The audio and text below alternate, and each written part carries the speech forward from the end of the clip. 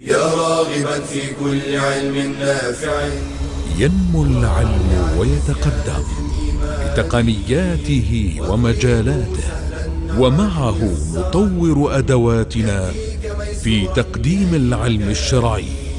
أكاديمية زاد أكاديمية ينبوعها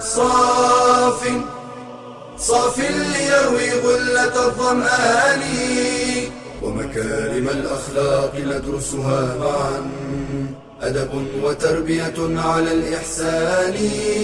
بشرى لنا زاد أكاديمية للعلم كالأزهار في البستان.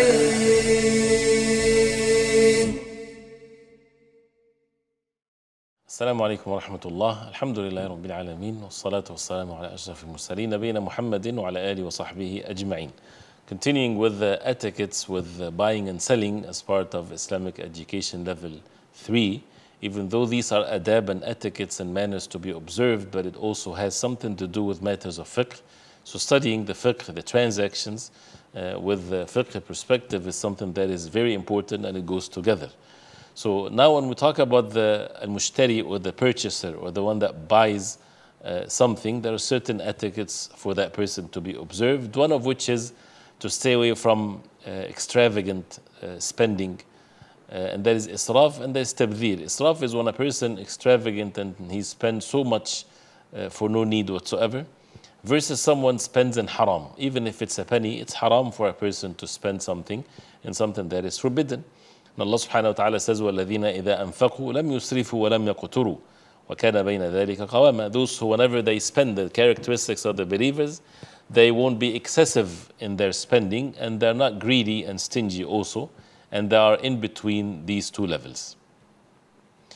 Also, one of the things to be observed is not to take the markets as places of enjoyment and playing and all kinds of entertainment, because the markets are not there for this purpose, and this is something that we've been afflicted with in the time that we live in.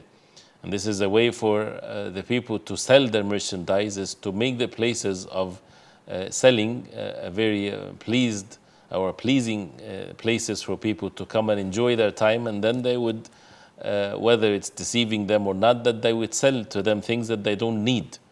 So that's why a person should go to the market when he needs to go to the market, not to go to the market for entertainment, and to leave the market once you are done with your needs. This is what the Prophet ﷺ implied when he said, أَحَبُّ الْبِلَادِ إِلَى اللَّهِ مَسَاجِدُهَا وَأَبْغَضُ الْبِلَادِ إِلَى اللَّهِ أَسْوَاقُهَا. The best places to Allah subhanahu wa ta'ala are the masajid, and the most hated ones are the markets. Not that it's haram to be in the markets, but the market's supposed to be there for a reason. And also Salman radiallahu anhu, he said, do not be, if you're able to, the first to enter the market and the last to leave, because this is فَإِنَّ مَعْرَكَةُ الشَّيْطَانِ. This is where the shaitan, he puts his place and his flag, وَبِهَا يَنصِبُ رَايَتَهُ. For the fight of the shaitan is there in these markets for people to commit sins and to enter the hellfire, وَالْعِيَذُ بِاللَّهِ. So to pay attention to this, not to be always just doing whatever people are telling the people to do, but rather to be wise and to be watchful of oneself. One of the things also, when a person is purchasing something, your concern is not about that I'm going to get the best deal ever, but at the same time you have to have the concern towards the one that is selling. وَلَا تَبْخَسُوا النَّاسَ أَشْيَاءَهُم. Do not be unfair to those who are selling something. So be fair with everyone, even if you're purchasing, and that's how the Sahaba radiallahu anhum used to have that concern. To be faithful when a person pays the price of something, make sure that you're doing it in the right way, especially if something that is deferred payment. يَا أَيُّهَا الَّذِينَ آمَنُوا أَوْفُوا بِالْعُقُودِ. There's a contract, a person has to fulfill it, has to be trustworthy when it comes to these contracts. Also, it's not permissible to bid for an item with the intention that a person doesn't want to purchase, just to raise its price. If they are doing an auction, for example, some of them, and it's haram for them to do that, they would hire someone, His job is to bid for no intention to buy, but rather to raise the price. And this is where the Prophet ﷺ, he said, وَلَا تَنَاجَشُوا. This is a najash that the Prophet ﷺ forbade people bidding to increase the price when they have no intentions to purchase anything. And also, sometimes a person would say, someone selling something, you're going to purchase a car, for example, and the seller would say to the one that wants to purchase it, by the way, someone gave me an offer, such and such number for this car, and he's lying. He's just trying to raise the price of his car so that you become more eager to purchase it. And this is haram, of course. This is something that is not permissible. As you see here, this is manners that has to be observed, and it all goes down to the bottom of things where it's haram to do anything of cheating, anything of deception. And in the subject of buying and selling, you would find it very easy for people to be deceiving and to do all kinds of fraud things to gain more and more of matters of this worldly gain, when we have a severe warning in the hereafter as a punishment. Not just punishment in this life, but punishment in this life and in the hereafter. Some people, they stay away from being deceitful and cheating and buying and selling, so that Allah subhanahu wa ta'ala bless their wealth, and that's their intention. But that's not should be the case, but rather should be to seek rewards from Allah subhanahu wa ta'ala in the hereafter. This is a matter of obedience to Allah. Allah subhanahu wa ta'ala commanded us to fulfill the contracts, to be truthful, to be honest, and never think, as the whispers of shaitan would say, you won't be successful in business unless you lie, unless you deceive people. This is the way of shaitan. And Allah subhanahu wa ta'ala is the provider.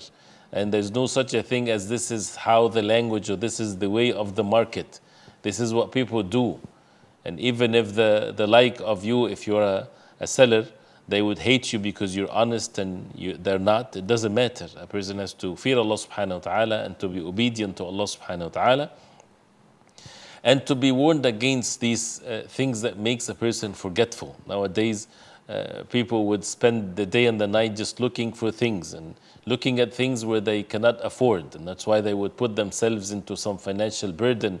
Why? Because what is presented to them is something that they cannot afford, and they would take loans and they would get into the haram, and sometimes it's riba.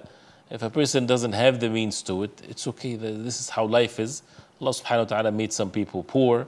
Allah subhanahu wa ta'ala made some people rich, and this is how life goes on like this. And if a person is poor, is not able to purchase something, to be patient. And it doesn't mean that you're living a miserable life because you cannot afford certain things.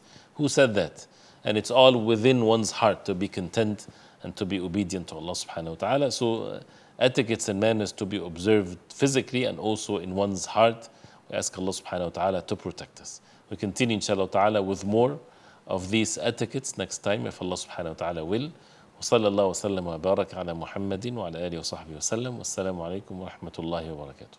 يا راغبا في كل علم نافع ينمو العلم ويتقدم بتقنياته ومجالاته، ومعه نطور أدواتنا في تقديم العلم الشرعي.